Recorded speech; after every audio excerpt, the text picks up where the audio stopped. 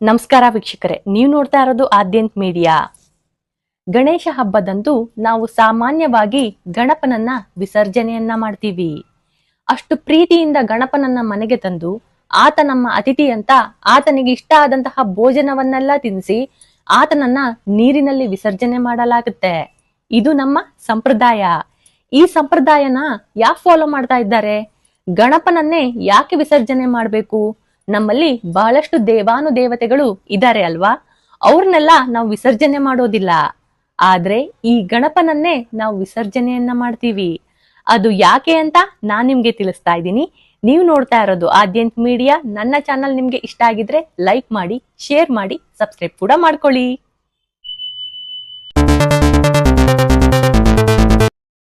ಸಾಮಾನ್ಯವಾಗಿ ಗಣಪನನ್ನ ವಿಸರ್ಜನೆ ಮಾಡುವಾಗ ನಿಜಕ್ಕೂ ತುಂಬಾ ದುಃಖ ಆಗತ್ತೆ. ಆದ್ರೂ ಕೂಡ ಇವನು ನಮ್ಮ ಮನೆಯ ಒಬ್ಬ ಸದಸ್ಯ ಅಂತ ನಾವು ಪರಿಗಣಿಸಿ ನಮ್ಮ ಮನೆಯ ಅತಿಥಿ ಬಂದಿದ್ದಾನೆ, ಆತನನ್ನ ವಾಪಸ್ ಕಳಿಸ್ಲೇಬೇಕು ಅನ್ನೋ ಖುಷಿಯಿಂದ ಆತನನ್ನ ವಿಸರ್ಜನೆಯನ್ನ ಮಾಡ್ತೀವಿ. ಆದ್ರೆ ಇಲ್ಲಿ ಗಣಪನನ್ನ ವಿಸರ್ಜನೆ ಮಾಡೋದ್ರ ಹಿಂದೆ ಬಹಳಷ್ಟು ಕಾರಣಗಳಿವೆ, ಹಾಗೆ ಪುರಾಣದ ಕಥೆಗಳಿವೆ. ಅದನ್ನ ನೀವು ತಿಳ್ಕೊಳ್ಳೇಬೇಕು. ಈ ವಿಡಿಯೋನ ನೀವು ನೋಡ್ಲೇಬೇಕು. ನಮಗೆ ಸಂಕಷ್ಟ ಬಂದಾಗ ಎಲ್ಲದಕ್ಕೂ ಮೊದಲು ನಮಗೆ ನೆನಪಾಗೋದೆ ವಿಘ್ನ ನಿವಾರಕ ವಿನಾಯಕ.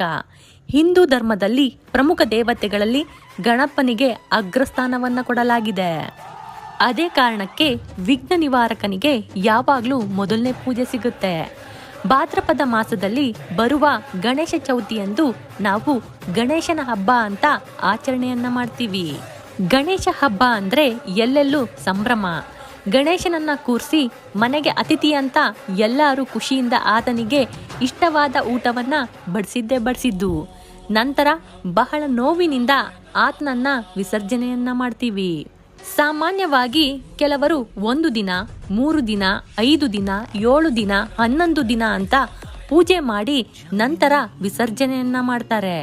ಆದ್ರೆ ಬಹಳಷ್ಟು ಜನಕ್ಕೆ ಗಣಪನನ್ನೇ ಯಾಕೆ ವಿಸರ್ಜನೆ ಮಾಡಬೇಕು ಅನ್ನೋ ರೀಸನ್ ಗೊತ್ತೇ ಇರೋದಿಲ್ಲ. ಹಾಗಾಗಿ ಈ ಒಂದು ವಿಡಿಯೋನ ಪೂರ್ತಿಯಾಗಿ ನೋಡಿ. ಗಣೇಶ ಸ್ವರ್ಣಗೌರಿಯ ಮಾನಸ ಪುತ್ರ. ಗಣೇಶನನ್ನ ವಿಸರ್ಜನೆ ಮಾಡೋದು ಸಾಮಾನ್ಯವಾಗಿ ನದಿ, ಸಮುದ್ರ ಅಥವಾ ಯಾವುದೇ ಜಲಧಾರೆಯಲ್ಲಿ ಮುಳುಗಿಸಲಾಗುತ್ತೆ. ಜೊತೆಗೆ ಗೌರಮ್ಮನನ್ನ ಆತನ ಜೊತೆಗೆ ಕಳಿಸಿಕೊಡಲಾಗುತ್ತೆ. ಈ ಮೂಲಕ ಕೈಲಾಸದಲ್ಲಿರುವಂತಹ ಪರ್ವತದಲ್ಲಿ ಇವರು ಮರಳಿ ಸೇರಿಕೊಳ್ತಾರೆ ಅನ್ನೋ ನಂಬಿಕೆ ನಮ್ಮಲ್ಲಿದೆ. ಆದ್ರೆ ಪುರಾಣಗಳಲ್ಲಿ ಬೇರೆ ತರನೇ ಉಲ್ಲೇಖ ಮಾಡಲಾಗಿದೆ. ವೇದವ್ಯಾಸರು ಮಹಾಭಾರತದ ಕಥೆಯನ್ನ ಗಣೇಶನಿಗೆ ಸತತ 10 ದಿನಗಳ ಕಾಲ ವಿವರಣೆ ಮಾಡ್ತಾರೆ. ಆ ಸಮಯದಲ್ಲಿ ಗಣೇಶ ಯಾವುದೇ ರೀತಿಯ ವಿರಾಮವನ್ನ ತೆಗೆದುಕೊಳ್ಳೋದಿಲ್ಲ. ಮಹಾಭಾರತವನ್ನ ಬರೆಯಲು ಶುರು ಮಾಡ್ತಾನೆ. ನಿರಂತರವಾಗಿ ಬರಿತಾ ಇರೋದ್ರಿಂದ ಗಣೇಶನ ದೇಹದ ಉಷ್ಣತೆ ಹೆಚ್ಚಾಗ್ತಾ ಹೋಗುತ್ತೆ. ವೇದವ್ಯಾಸರು ಗಣೇಶನ ದೇಹದಲ್ಲಿ ಆಗ್ತಿರುವಂತಹ ಬದಲಾವಣೆಗಳನ್ನ ಗಮನಿಸ್ತಾರೆ. ಆತನ ದೇಹದ ಉಷ್ಣತೆಯನ್ನ ಸಾಮಾನ್ಯ ಸ್ಥಿತಿಗೆ ತರಲು ಗಣೇಶ ವಿಗ್ರಹವನ್ನ ನದಿಯಲ್ಲಿ ವಿಸರ್ಜನೆ ಮಾಡ್ತಾರೆ. ಆ ದಿನದಿಂದ ಗಣೇಶನ ವಿಗ್ರಹವನ್ನ ವಿಸರ್ಜಿಸುವ ಸಂಪ್ರದಾಯವು ಪ್ರಾರಂಭವಾಯಿತು. ಇನ್ನೊಂದು ನಂಬಿಕೆ ಪ್ರಕಾರ ಈ ವರ್ಷ ಬಳಸಿದಂತಹ ಗಣೇಶ ಮೂರ್ತಿಯನ್ನ ಮುಂದಿನ ವರ್ಷ ಬಳಸಲಾಗೋದಿಲ್ಲ. ಈ ಕಾರಣದಿಂದ ಕೂಡ ಗಣೇಶ ಮೂರ್ತಿಯನ್ನ ವಿಸರ್ಜನೆ ಮಾಡಲಾಗುತ್ತೆ.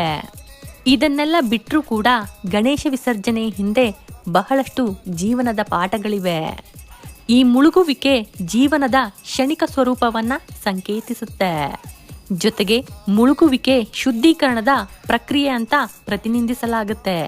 ಭಕ್ತರು ತಮ್ಮ ತೊಂದರೆಗಳು ಮತ್ತು ಪಾಪಗಳನ್ನ ತ್ಯಜಿಸಲು ಮತ್ತು ಸಕಾರಾತ್ಮಕತೆಯೊಂದಿಗೆ ಹೊಸದಾಗಿ ಆರಂಭಿಸಲು ಅಣವು ಮಾಡಿಕೊಡುತ್ತೆ.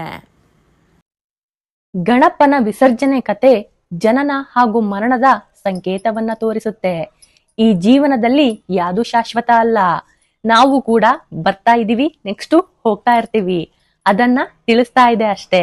ನನ್ನ ವಿಡಿಯೋ ನಿಮ್ಗೆ ಇಷ್ಟ ಆಗಿದ್ರೆ ಲೈಕ್ ಮಾಡಿ, ಶೇರ್ ಮಾಡಿ, ಸಬ್ಸ್ಕ್ರೈಬ್ ಕೂಡ ಮಾಡ್ಕೊಳ್ಳಿ. ಧನ್ಯವಾದಗಳು.